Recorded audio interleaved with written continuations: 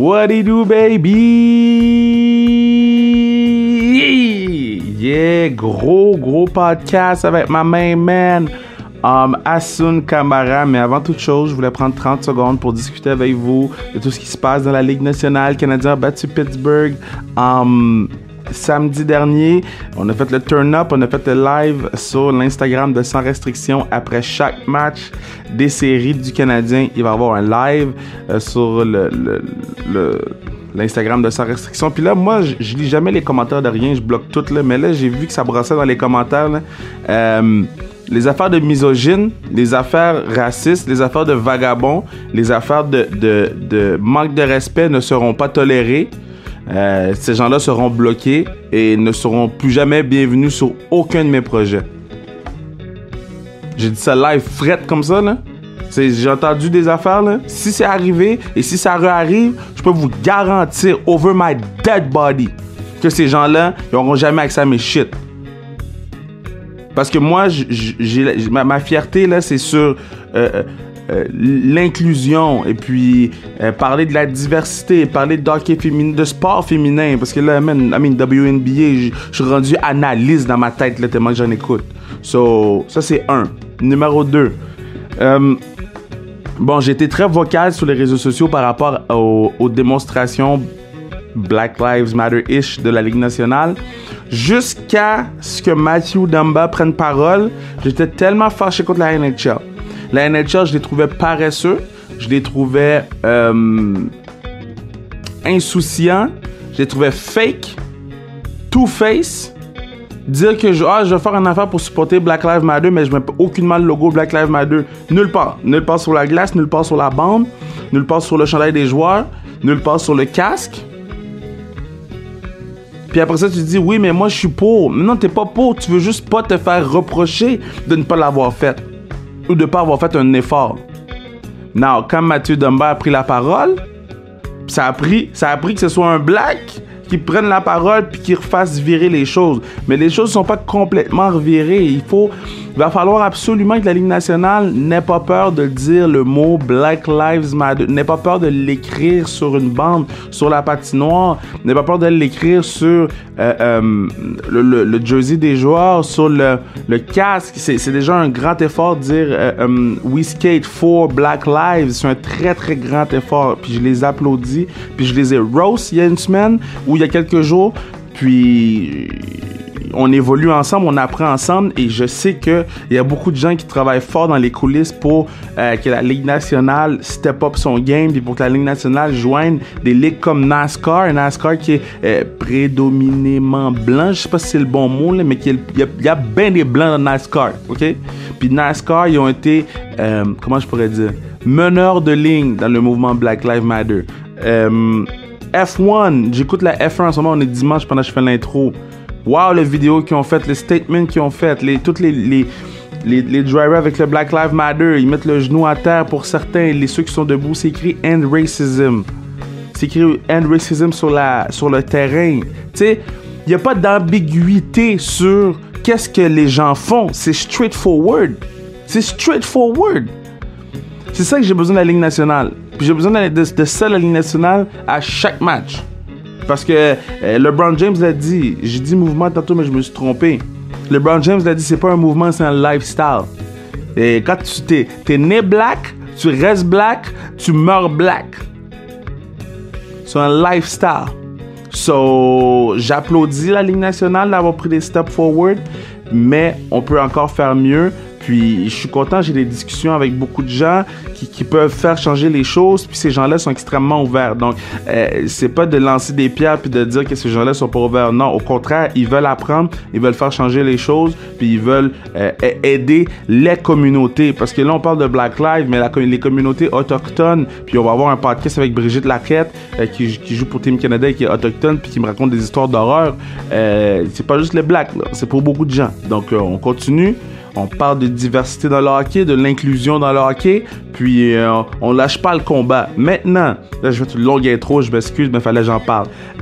Podcast avec ma main man, Hassoun Camara. Hassoun, ancien joueur de l'Impact, ancien leader de l'Impact. On parle de beaucoup de choses. L'entrevue a été enregistrée il y a un mois. Donc on parle des choses qui se sont passées il y a un mois, mais quand même assez important ce qu'il avait à dire sur la bulle de la MLS par rapport à ce que lui jouerait, par rapport à Didier Drogba.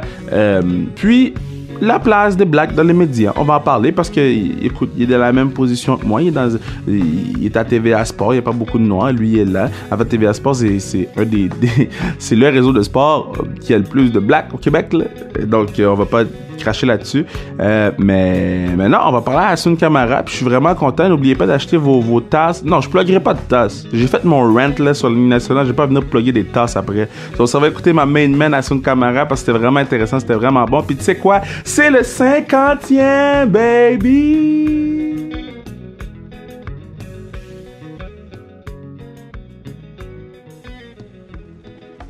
Je suis tellement content de l'avoir sur le podcast.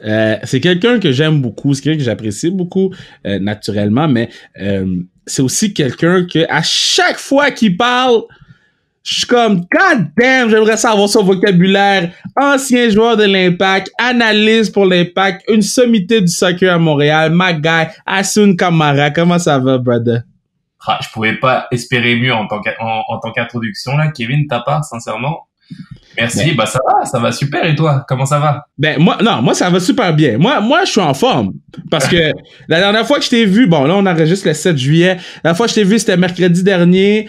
T'étais là aussi 2 semaines avant quand on avait fait le gros barbecue, 150 personnes pour le centre Lassalien. Parle-moi un peu de l'événement, parce qu'Andy en a parlé sur le podcast. Puis, je voulais savoir de ton côté, comment tu l'as vécu. Mais c'est vrai que je m'étale pas trop en fait sur ces événements-là parce qu'en général, tu sais, sur les actions humanitaires, les œuvres humanitaires que je fais, j'essaye d'être le plus pudique possible, de garder ça pour moi. Et c'est vrai disons que c'est les circonstances. Je pense que le Covid, tu vois, ça a marqué pas mal de choses et je me suis rendu compte que il y avait beaucoup de monde qui galérait tout simplement et qui avait besoin d'aide. Et la meilleure façon, c'était de communiquer parce que dès qu'on a commencé à en parler, il y a eu plus de monde qui nous ont aidés.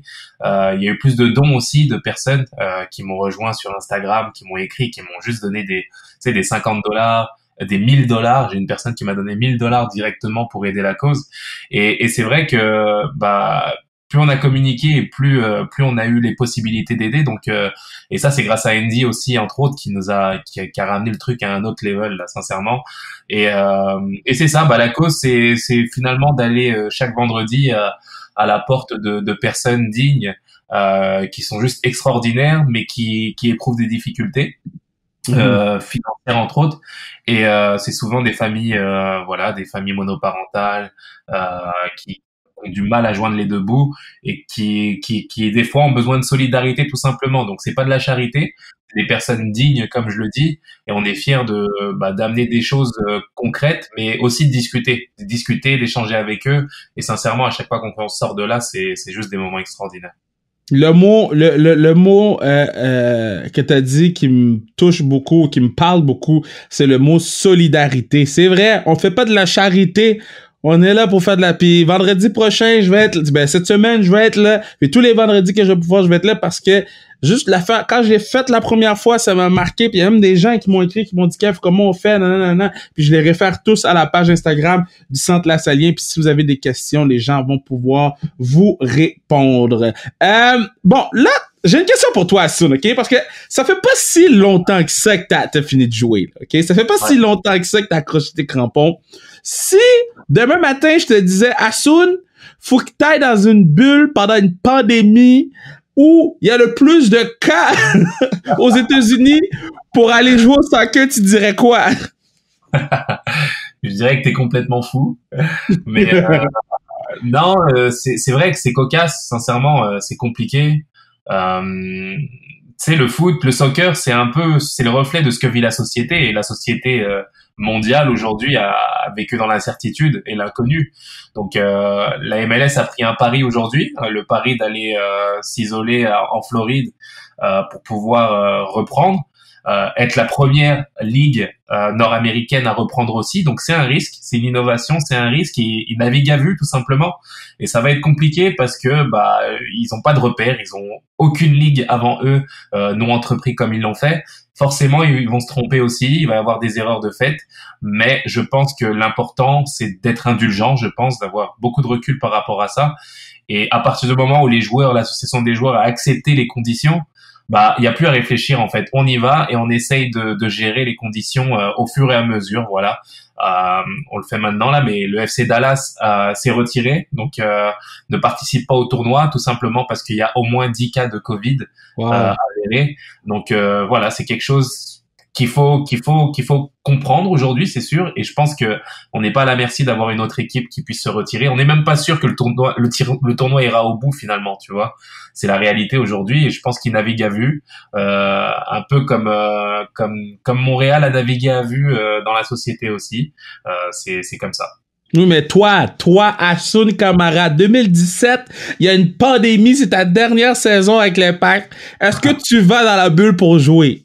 Non, sincèrement, j'y vais. Pourquoi? J'aurais été parce que on vit une situation inédite. En tant que spectateur, je le vois là. Moi, le foot m'a manqué. Le foot me donne l'heure. Moi, tu sais, quand on me demande l'heure là, je dis je me réfère au match de soccer qu'il y a dans la journée là. L'Impact joue à 20h, tu vois, c'est ce qui me réfère. Et pendant plus de 3 mois, là, on n'a rien eu. Et puis en tant que joueur, tu sais, c'est pareil. T'as envie d'être sur le terrain, là. C'est ta passion. C'est un métier passion. C'est compliqué à définir, mais tout ce que tu as envie de faire, c'est d'être sur le terrain. Alors oui, il y a les mesures sanitaires. C'est sûr qu'il y a nos familles, etc., qui comptent. Et il faut prendre des décisions. Mais à la fin, je pense qu'il faut aussi faire confiance à la MLS et qui essaye de prendre le maximum de mesures possibles. Donc moi personnellement, j'irai et je serais heureux de retrouver les terrains. Est-ce que tu es capable de... Puis je vais te dire comment moi je le vois, OK?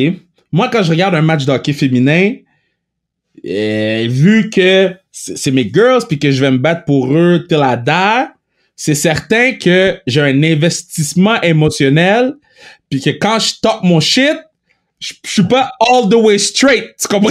Je suis pas j'ai un parti pris. Est-ce que tu es capable de faire la part des choses quand tu parles de l'Impact? C'est sûr que tu sais, t'es imprégné. Moi, je suis imprégné à vie par l'Impact. C'est mon club. C'est le club qui m'a beaucoup donné. C'est le club auquel j'ai beaucoup donné aussi. Donc ça, assurément, tu vois, je suis tatoué Impact là où je passe. Là, j'ai beau faire des conférences auprès des entreprises. Même si je suis entrepreneur à côté, on me réfère tout de suite à l'Impact de Montréal et c'est correct et c'est normal. Maintenant, j'essaie d'être le plus professionnel possible, oui, d'avoir le maximum de recul et d'essayer d'analyser en tant qu'analyste justement de la meilleure des façons et de façon professionnelle en fait. J'hésite pas à dire quand c'est bien, j'hésite pas à dire quand c'est moins bien et que c'est pas bon aussi. Et à la fin, je pense que tu gagnes le respect de cette façon-là et le fait de comment dirais-je, de pas être authentique et sincère dans tes réflexions, dans tes analyses. Tu sais, j'aurais duré 3 semaines là. À la fin, ça se voit que tu triches et que t'es pas sincère. Donc ça dure 3 semaines et tu restes pas dans ce métier-là. Donc je pense que c'est l'authenticité qui fait la différence. Et à la fin, tu sais, j'ai critiqué des joueurs de la meilleure des façons et à l'inverse aussi en disant quand ils étaient pas bons. Il y en a aucun qui m'en a tenu rigueur parce qu'ils savent qu'à la fin c'est juste le reflet de leur propre performance. Je t'ai parlé que tu faisais d'autres choses. J'aimerais mentionner ton livre Saisir sa chance quand le sport rencontre l'entrepreneuriat. C'est toi et Benoît Chalouffault. Donc, vous pouvez aller vous le procurer n'importe où là, qui vendent des livres. Là, vous pouvez aller vous procurer ces livres-là. Ce que je trouve intéressant dans ce que tu as dit, puis bon, moi tu sais, je suis un gros fan de sport en général. Donc quand je vois Big Papi, David Ortiz parler des Red Sox, tu sais, il y a toujours la fibre Red Sox en lui. Quand je vois Alex Rodriguez parler des Yankees, mais les Yankees, ça va toujours être important pour lui. Est-ce que il y a un des joueurs de qui tu parles, tu te dis damn, je peux pas croire man, que je vais dire, même s'il l'a bien pris, tu t'es pas inconfortable un peu à dire god damn, le gars a mal joué, faut que je le roast là. Ouais, non, comme t'as dit, t'es obligé de faire le métier à la fin, tu vois. Et comme t'as dit, t'as parlé de Rodriguez entre autres. Les gars sont marqués par le club auquel ils ont appartenu. Et Et forcément, moi, il y a encore des joueurs avec qui j'ai joué qui sont sur le terrain, tu vois. Je te prends l'exemple d'Evan Bush, par exemple, pour parler concret. C'est le gardien historique de l'Impact. C'est lui il a donné beaucoup. J'ai vécu beaucoup d'émotions avec lui, négatives et positives. Et à la fin, je suis obligé d'analyser ses performances. Et aujourd'hui, il joue pas. C'est Clément Diop qui a pris sa place. Mais quand c'était pas bon, il a fallu que je le dise aussi. Pourquoi? Parce que comme je t'ai dit, t'es pas crédible. Si demain je viens et que je défends constamment Bush parce que c'est un ami, parce que je l'aime beaucoup, etc. Ou demain le travail du coach que j'aime beaucoup, mais Patrice Bernier par exemple, qui coach avec le staff et que t'es pas authentique, mais ça, même lui, il va te regarder, il va dire Hassoun, bah pourquoi tu fais ça, tu vois? C'est ça où la chance que j'ai, c'est qu'ils sont super intelligents. Il y a beaucoup de recul sur les choses aussi, et qu'à la fin, ils savent que c'est un métier que je fais aujourd'hui, qui m'oblige à donner la vérité aux gens, tout simplement. Tout comme eux, ils sont obligés de donner leur meilleur pour les gens qui viennent acheter leurs billets, tu vois. Donc, ils comprennent que c'est professionnel, et puis c'est ce qui fait la différence. C'est ce qui fait que tu vas durer ou pas dans ce métier. Je suis tombé sur une photo dernièrement. Sur la photo, il y avait Nicolas Martineau. On lui souhaite bonne chance avec Obélix. Il y avait Jonathan qui était là, Bourgault. Puis, il y avait assis un à côté de l'autre. Patrice Bernier, Hassoun Camara et moi-même, Kevin Raphaël. On était 3 blacks en même temps à la télévision. J'ai regardé cette photo-là, puis tout de suite dans mon feed après, c'était la photo du gars l'artiste. et j'ai... Putain, sans transition. Oui, et j'ai fait, comment ça se peut? Toi, comment t'entrevois tout ça? Parce qu'on a déjà eu la conversation au Centre La Saline, puis je trouvais que les propos qu'on avait étaient assez importants pour qu'on puisse, le partager avec les gens, puis éduquer les gens par rapport à la situation. Toi, comment t'as vu ça? Non, c'est sûr que quand j'ai vu, moi c'est à travers Sugar Shamik, j'ai vu un petit peu les personnes honorées pour le gala, et je commence par dire ça, c'est que toutes ces personnes-là sont amplement méritantes, elles ont fait un travail et un parcours pour arriver là, et il est nullement question de remettre en question leurs compétences ou leur mérite, tout simplement.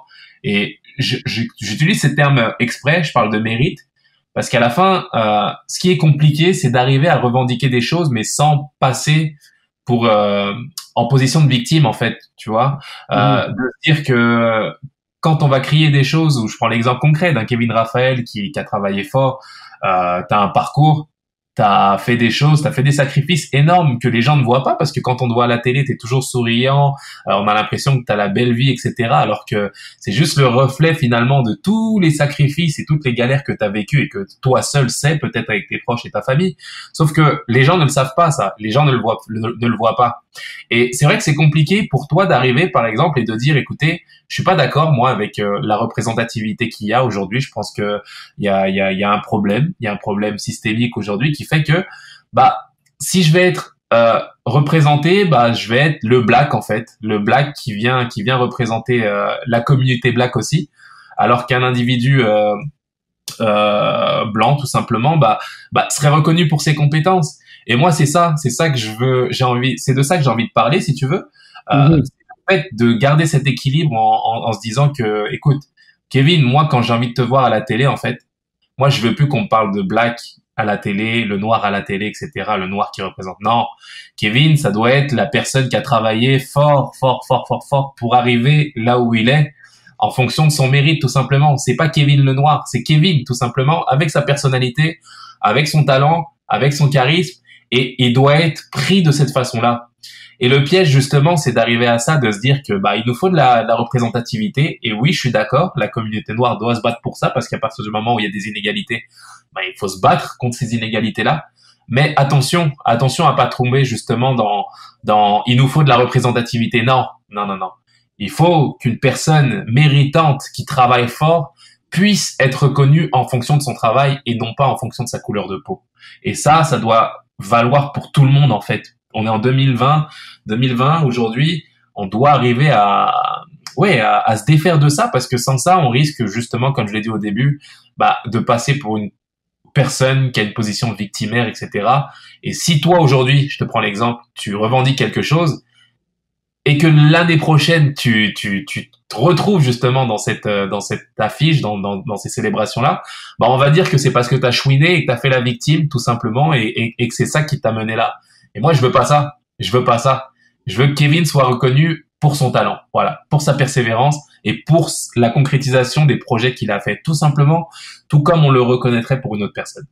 Tu vois, ce que tu dis est tellement important parce que Hassoun, tu sais pas à quel point, ben, en fait, tu dois le savoir, mais je parle pour les auditeurs qui écoutent en ce moment, le nombre de personnes qui me disent, ah, c'est le noir à la télévision, c'est le noir de TVA Sport, on dirait que, puis je suis fier d'être noir, c'est même pas une question d'être, c'est juste que, non, les personnes ils savent même pas si je suis bon ou pas.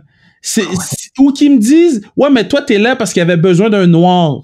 Comme si j'étais un non talentueux. Moi, je vous dis, à chaque fois que quelqu'un me dit ça, puis je les lis sur les réseaux sociaux, puis ça me fait mal parce que je travaille tellement fort, day in, day out, pour être plus que le noir à la télévision, puis pour être plus que, ouais, mais il y avait besoin d'un black. So, si vous entendez quelqu'un dans votre entourage dire ça, que ce soit Hassoun, Kevin Raphaël, Mickey Guerrier, Didier Orméjus, Andy Maé-Pressoir, Pierre-Yves Laure, Mariem, si vous entendez ça, reality check la personne. Ça vaut la peine parce que moi, personnellement, ça m'affecte et je dois pas être le seul.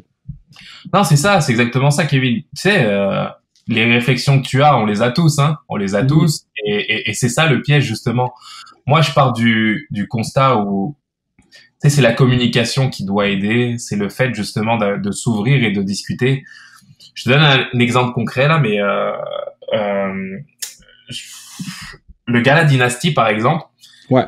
J'ai eu la chance d'en parler un petit peu avec, Carla ou d'autres.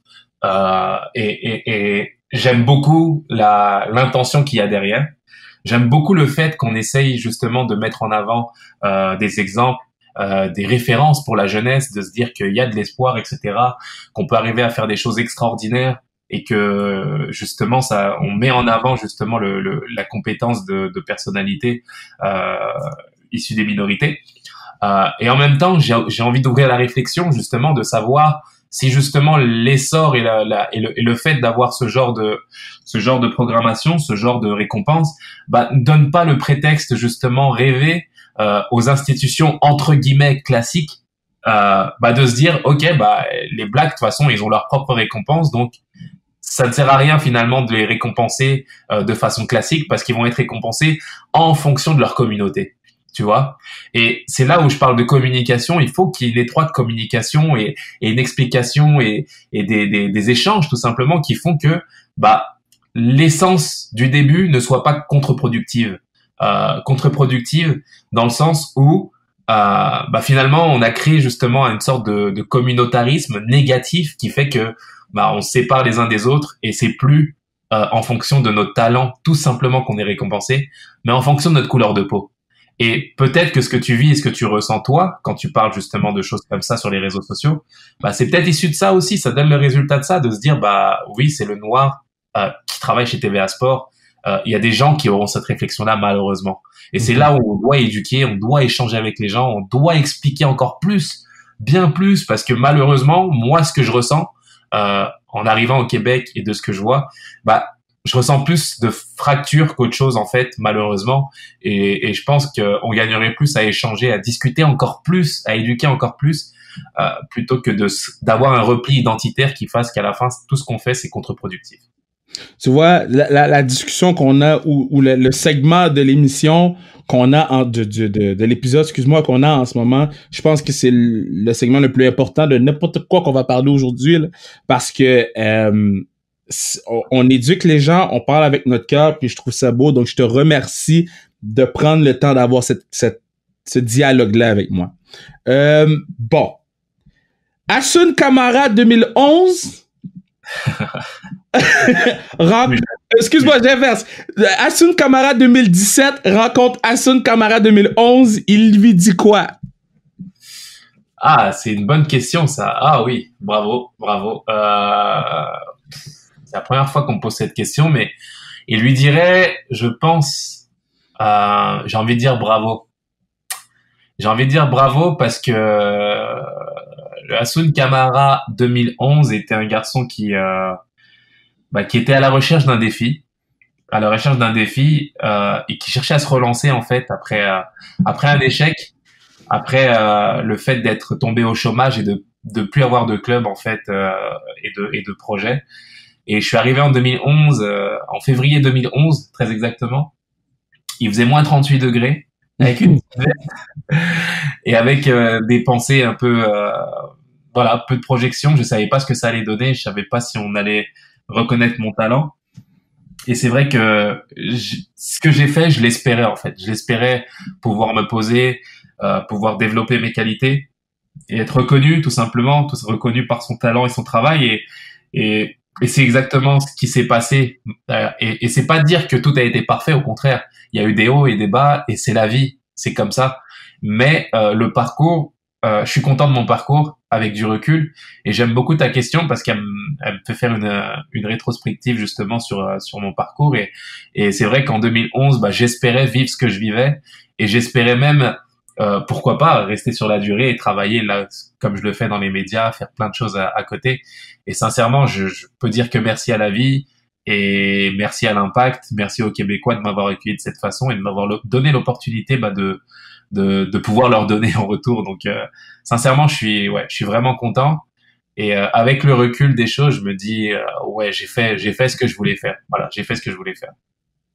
C'est moi je me rappelle de toi quand tu jouais moi j'ai jamais été un grand fan de l'Impact, gros fan de l'Impact dans le sens que j'aime mon équipe, c'est Montréal, mais j'ai jamais aimé l'Impact comme j'ai aimé le Canadien ou comme j'ai aimé les Alouettes. Ouais. Puis quand je m'intéressais au match, quand je voyais, quand je regardais les matchs à la télévision, je te voyais un peu comme un silent killer.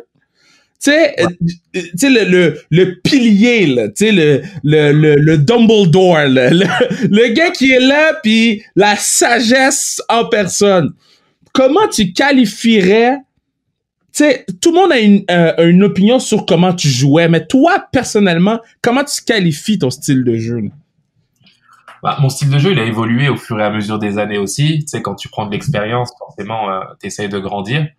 Et c'est vrai que j'ai été un joueur avec beaucoup d'audace. Ça veut dire que je prenais beaucoup de risques. En étant défenseur, je montais beaucoup. J'allais aider, soutenir l'attaque. Donc, j'étais un contre-attaquant. J'aimais monter. Et j'étais un joueur assez technique aussi, pour mon gabarit. Mais au fur et à mesure de temps, j'ai essayé de développer aussi cet aspect leadership aussi, accompagner Patrice Bernier en tant que capitaine et faire en sorte de prendre ma place en tant que leader. Et un leader, c'est ça, c'est que personne te donne ta place de leader. Il y a personne dans un groupe qui vient et dit on va désigner le leader. Non, c'est à toi justement de ressortir des choses et faire en sorte d'être reconnu à travers tes actes, à travers ta parole, à travers ta voix et ta responsabilité sur terrain. Donc, j'essayais de développer ça parce que j'avais envie d'aider l'équipe. J'avais envie d'aider l'équipe, de donner finalement. Et c'est au fur et à mesure du temps que j'ai développé ça parce que moi, j'étais une petite, comment dirais-je, j'étais un garçon très réservé au début de ma carrière. J'étais celui qui parlait peu. J'allais dire que j'étais une petite brebis là dans le monde des loups un peu. Ouais. Et c'est vrai que c'était un petit peu ça, c'était qu'à Marseille, j'ai pas respecté le talent que j'avais en fait, si tu veux. Je suis resté ce petit joueur amateur parce que je venais du monde amateur et j'ai signé dans le plus grand club du jour au lendemain, mais j'ai gardé mon identité de petit joueur entre guillemets, alors que mon talent était bien plus grand que ça. Et donc j'ai pas respecté mon talent. Parce que j'ai pas fait grandir ma personnalité aussi, je me suis pas affirmé en tant que personnalité. J'ai eu ce qu'on appelle une fausse humilité. Tu vois, c'est d'être humble, mais à la fin, on n'attend pas ça de toi dans le sport de haut niveau. Et j'ai appris de ça, j'ai appris beaucoup de ça parce qu'à Marseille, c'était comme j'étais. Puis à l'Impact, j'ai essayé de m'affirmer et grandir. Et c'est ce qui m'a permis de rester. Franchement, c'est ce qui m'a permis de développer ce soccer parce que il y a eu beaucoup de roulements à l'Impact là. Je suis un des seuls à être resté du début à la fin. Mais je pense que c'est ça aussi qui fait la différence. C'est comment tu t'affirmes en tant que personnalité. Parce que à la fin, ton potentiel, tout le monde le reconnaît, mais le potentiel, tout le monde en a là. Tout le monde en a du potentiel. Maintenant, est-ce que tu es capable de respecter ton potentiel à travers le travail que tu vas fournir, la discipline, la persévérance? C'est ça qui fait la différence à la fin entre un joueur moyen, un bon joueur et les masterclass là, comme Zizou, Jordan par exemple. Donc c'est ça.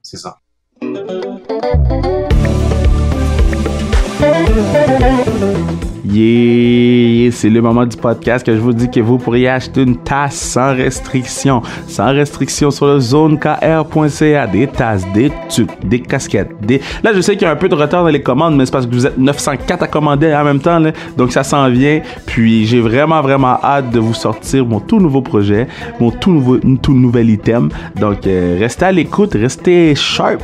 Puis let's go baby, let's go. On retourne écouter Asun, zonekr.ca. Tu vas dans le catalogue sans restriction, baby!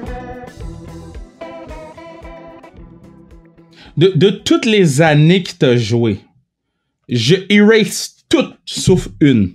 Tu gardes laquelle? Je garde... T'en as beaucoup, là. De 2003 à 2017, là. T'en as, là. Moi, je erase tout. Infinity Stone, là. Bang! Il t'en reste juste une. Tu prends quoi? Ben, je dirais... c'est une question difficile que tu me poses. Je dirais la dernière, allez, la dernière. Ah ouais? Ouais, parce que je vais t'amener dans un aspect différent, en fait. C'est pas la plus belle année. Sincèrement, ça a été compliqué pour nous. On n'a pas été très, très bons. Mais disons que, en fait, si tu veux, j'ai fait appel à une coach de vie, moi, en 2015, où j'ai travaillé, en fait, sur le développement personnel beaucoup et sur la performance parce que je sentais que je pouvais faire beaucoup mieux et ça m'a beaucoup aidé. Donc, en 2015, j'étais vraiment pas bon. J'étais pas bon sur le terrain. Je me sentais pas bien, etc. Puis, en 2016, je finis joueur de défenseur de l'année, etc. Avec ce travail-là, tu vois. Et c'est dire que, en fait, la dernière année, j'ai ressenti beaucoup de gratitude au métier de joueur de soccer, en fait. Ça veut dire que je venais à l'entraînement, je ressentais les choses, j'étais en plein dans l'expérience de ressentir justement la chance que j'avais d'être joueur de foot. Et je crois que j'ai jamais autant ressenti ça de ma vie, en fait. C'est-à-dire que j'ai des moments inscrits dans ma tête qui me marqueront à vie, mais des moments simples, hein, du vestiaire, où je m'arrêtais un moment et je me disais, Asun, tu te rends compte de la chance que tu as eu de vivre ce métier-là? Bah, profite. Et ça, c'est marqué, en fait. Sur le terrain, pareil, je me souviens de moments où je me suis arrêté, tu sais, pendant 3-4 minutes, et puis je me concentrais sur la façon d'aller sur la pelouse, ressentir la pelouse, regarder le ciel, regarder le ballon, me dire, mais quelle chance t'as de pouvoir vivre justement ces moments-là. Et c'est vrai que j'ai beaucoup fait ce travail-là et ça m'accompagne aujourd'hui. Tu sais, quand on me pose la question à dire est-ce que tu regrettes, est-ce que t'as envie de retourner sur le terrain, etc. Je dis souvent non parce que j'en ai profité en fait. J'en ai profité énormément et je me suis rendu compte de la chance que j'avais. Et souvent, il y a certains joueurs, athlètes, professionnels, ils voient pas le temps passer, mais ils vivent le truc sans forcément s'arrêter sur la chance qu'ils ont parce que, tu sais, c'est des métiers qu'on veut faire depuis tout petit. Quand on est passionné par un sport, c'est notre rêve, c'est d'en faire notre métier. Et puis quand t'es dedans, des fois, t'as la routine qui vient, tu t'apprécies pas comme tu devrais apprécier. Et t'oublies que c'est une chance fabuleuse que t'as. Donc ouais, je dirais plus cette dernière année-là où j'ai accentué ces faits-là de gratitude et de chance de pouvoir faire ces disciplines-là. J'étais sûr que tu allais me dire ton année MVP Defense, mais je suis vraiment content c'était tellement plus sage que moi. Moi, j'aurais dit ma meilleure année statistiquement parlant. Moi, ouais, je pourrais mais c'est plus sur le ressenti de personnes et de joueurs où je vais t'emmener et sincèrement, ouais, c'est plus dans ce sens-là. Très cool.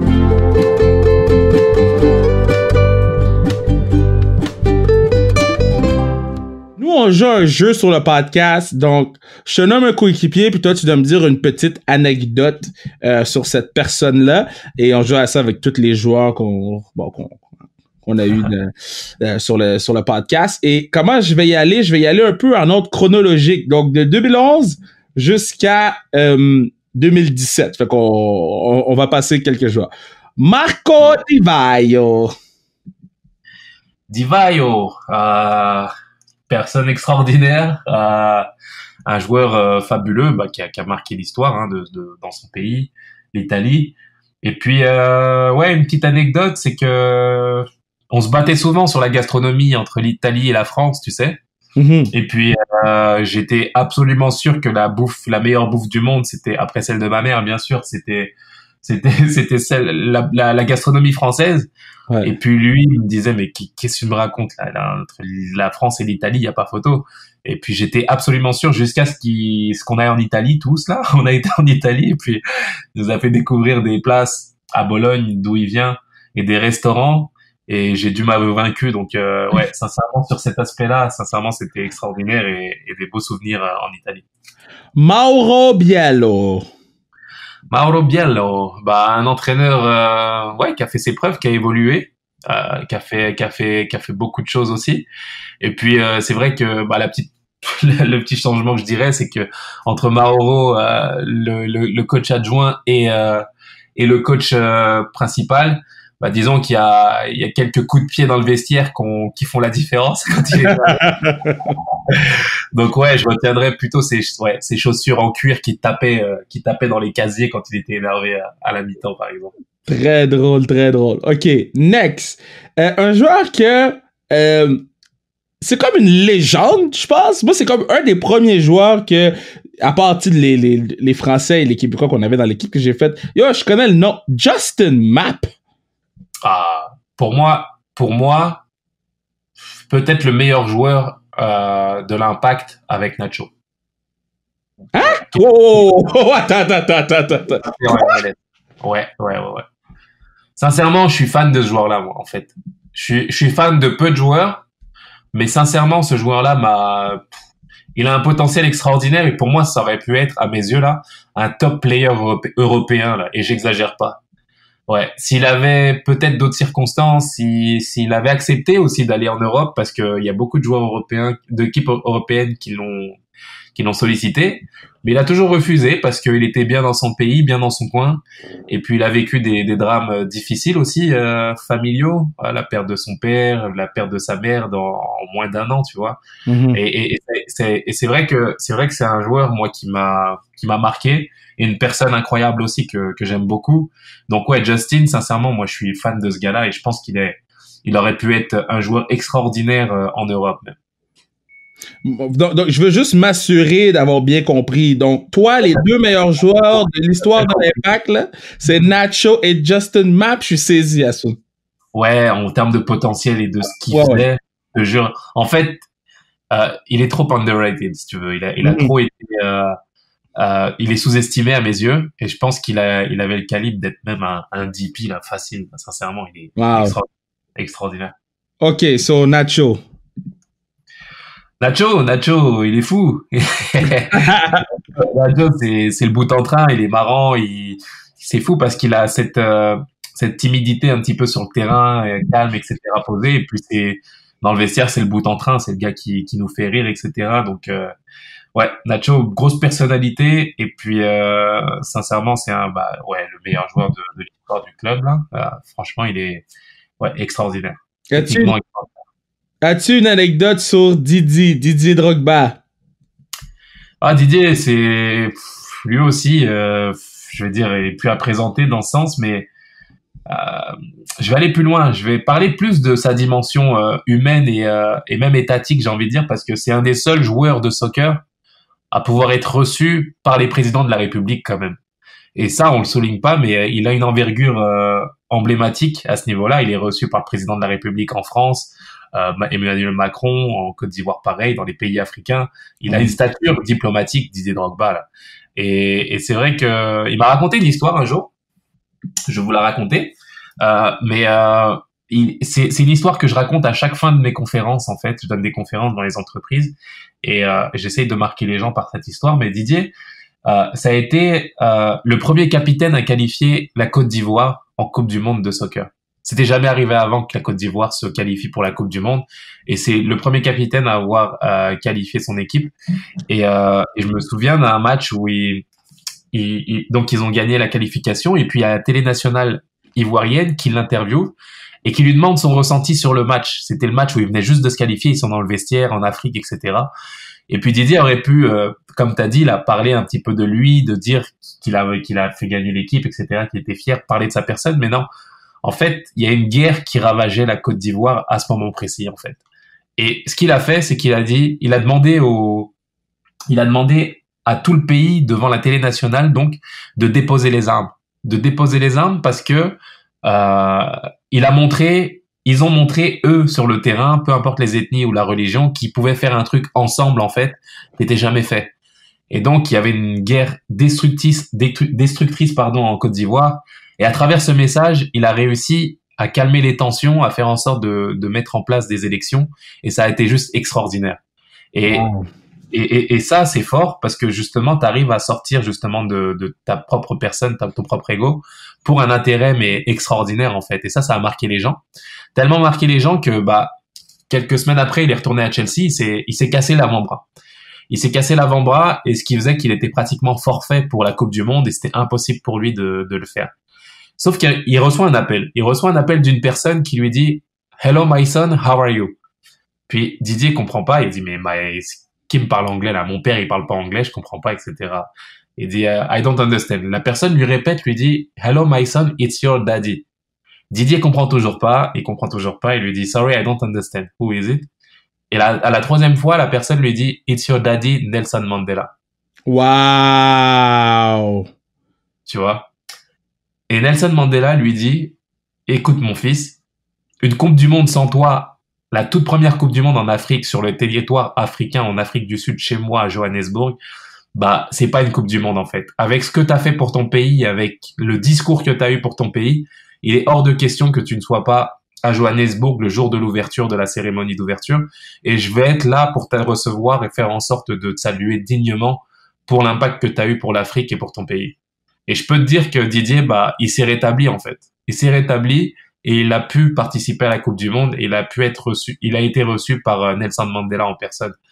Et c'est pour dire que, tu vois, à travers ces envergures-là, et c'est valable, bien sûr, c'est des légendes, Nelson Mandela, etc., mais on a tous un pouvoir, en fait, sur une personne, sur un discours, la façon de parler, la façon de s'exprimer. On peut avoir un impact positif sur une personne, comme on peut avoir un impact négatif sur une personne quand on n'a pas les mots propres. Donc, c'est un exemple concret que je donnais de l'envergure de Didier, dont il a jamais parlé ici, mais je voulais lui rendre hommage de cette façon et essayer d'inspirer les gens à travers ça et de leur dire que on peut arriver à faire des choses extraordinaires lorsqu'on essaye de servir les gens et qu'on arrive à avoir la bonne parole. Wow, là je me sens mal de nommer 2 derniers joueurs. Là. Comment tu veux? il en reste deux, mais je me sens mal. Regarde, on va les faire pareil là parce que tu pourrais jamais me battre. Ouais. OK, il m'en reste 2 parce que je veux quand même les faire parce qu'en même temps de nommer le prochain que je vais te nommer, moi, j'ai joué avec lui ou contre lui à Patrice et ses amis, puis j'ai rencontré quelqu'un que je trouvais très, très gentil. Je parle de Laurent Simon. Parle-moi un peu de lui. C'est un peu plate, qu'est-ce qui est arrivé avec lui, là? Ouais, c'est vrai que c'est plate dans l'histoire, en fait, parce que moi, je l'aurais bien vu finir à l'Impact et développer même une carrière après par la suite, chose qui est pas compromise du tout, là. Je pense que Laurent va revenir par la suite et pourra faire de belles choses aussi, personnellement, pour lui et sa famille. Mais c'est vrai que Laurent, pour moi, c'est un joueur franchement au-dessus de la moyenne dans l'instinct, vraiment. Je pense que j'ai rarement vu des joueurs qui, quand ils sont dans l'instinct et qui réfléchissent pas trop, qui se prennent pas la tête, il est inarrêtable pratiquement. C'est tellement inarrêtable que je l'ai vu un match face à Orlando une fois au Stade Saputo.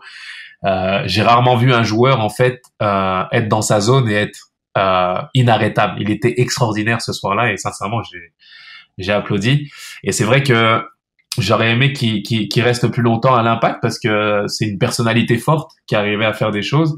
Après c'est sûr qu'il a certains défauts aussi qui font que ça a été plus compliqué sur la durée. Mais ça reste un joueur qui a quand même marqué l'Impact et qui reste un joueur, un beau joueur parce que il a quand même été à un haut niveau. Il a joué l'Euro avec la Belgique dans une grosse écurie, dans une des plus grosses équipes du monde, sincèrement. Et ça à reconnaître aussi. Donc, non, ça peut être une belle histoire aussi, hein, tu sais, d'aller chez l'ennemi, d'aller à Toronto, de faire des choses. Franchement, il a une belle histoire et c'est lui qui décide de son histoire aussi à la fin. Mais je pense que ouais, il a un avenir à Montréal et je le vois bien. Pourquoi pas travailler dans les médias par la suite, faire des activités aussi, travailler dans le soccer, je sais pas trop, mais en tout cas, c'est une grosse personnalité. En tout cas, moi, j'écouterai un podcast. Je sais que vous avez un podcast, le 11 Montréalais, mais je prendrais bien Laurent Simon sur ce podcast-là. Le dernier, Patrice Bernier. T'as-tu une petite anecdote? On connaît tous le capitaine. Mais y a-t-il quelque chose sur le capitaine qu'on sait pas? Ah, Patrice, ouais, le Capi, c'est mon cochambreur, tu sais, ça a été mon cochambreur pendant toutes les années MLS, tu sais. Est-ce qu'il ronfle? Il ronfle, exact, c'est là où j'allais en venir. Il ronfle, il me dérange dans mes siestes et tout, des fois c'est compliqué. Avec. Et puis moi, je le dérange avec ma radio, j'écoute beaucoup d'actualités, il le sait là, tu sais, j'écoute beaucoup de radio, d'informations, etc. Donc je le fatigue aussi avec ça. Et puis non, on aime bien, on était bien ensemble. Franchement, c'était une top association. Et puis il aime beaucoup les bonbons aussi. Voilà, allez, je vais trahir un secret. Il aime beaucoup les bonbons en chambre. Donc c'est ça, c'était sa petite diète à lui là pour garder la forme. Fait que c'est quoi, avant les matchs, il prenait un sac bonbons? Avant les entraînements, des fois avant les matchs, c'est descendre à, tu sais, on était dans les gros hôtels là, descendre à la réception, prendre ses petits chips. C'est bonbon, c'était sa dose. Et puis il remontait et ça lui donnait l'énergie pour. Donc ouais, Patrice, c'est l'homme au bonbon. C'est parfait ça. Hey Hassoun, merci tellement de m'avoir donné ton temps. J'ai adoré la conversation. Là. Moi, je me suis offert je me suis pris un verre de Appleton Rum là, puis j'ai écouté la conversation, puis je suis vraiment heureux que tu aies accepté de venir sur le podcast. Bah c'est bon. Écoute, c'est un plaisir. Je te souhaite le meilleur pour ta continuation, pour ta carrière. Et puis merci beaucoup de m'avoir invité et j'espère t'inviter un jour dans notre podcast aussi. Ben oui, on fera un part 2 sur mon podcast après la saison, s'il y a une saison, ça serait le fun. Avec plaisir, c'est bon.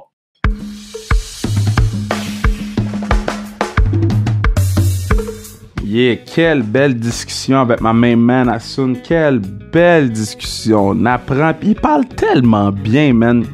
Tu dirais un prof de français, il dit des mots que t'es comme God damn. I'm dumb.